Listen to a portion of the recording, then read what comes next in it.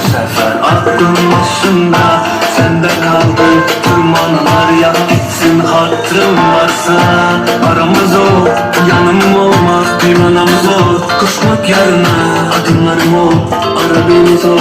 Önümü yok kişilere varsa, inadıma yerine koyma. Onlar sevmez benim kafa, bilsen nelerden geçtim. İhtiyacım var omzuna, gel bir ya, gel bir ya. Uğruna neler verdim bak, sen de ya, sen de ya. Dönmem boşu boşuna, gel bir ya, gel bir ya. Uğruna neler verdim bak, sen de ya, sen de ya. Dönmem boşu boşuna. Alışamadım hiç üzerime, bekle dertler üzerime. Tak taş kalep yana güle güle, ama sana yok sebebini sor. Ölüyorum dedikçe koşamadım geriye, bu da zor.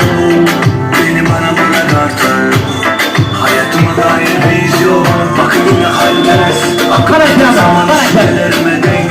Her kafada aynı son göre yine tek. Neleri de geçtim ama sana yenilme. Tutar bir dert denk, bu kalbim işsiz. Kaçamadım bu inatla sabret. Yaşar gibi bu kez, yakar beni bu dert. Gel bir ya, gel bir ya, gel bir ya. Uğruna neler verdim bak, sen de yak, sen de yak. Direnmem boşu boşuna.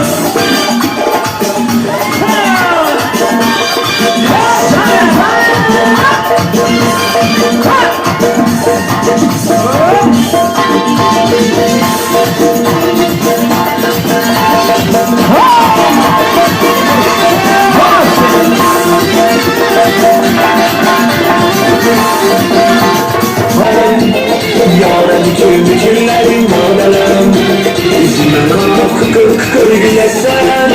Öldürdü senden fikirlerim mağdalarım, yanmadı senden fikirlerim.